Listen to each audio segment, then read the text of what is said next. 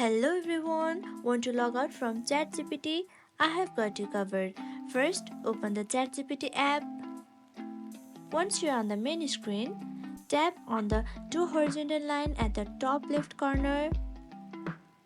Once you are here, tap on your name in the bottom left corner, right here.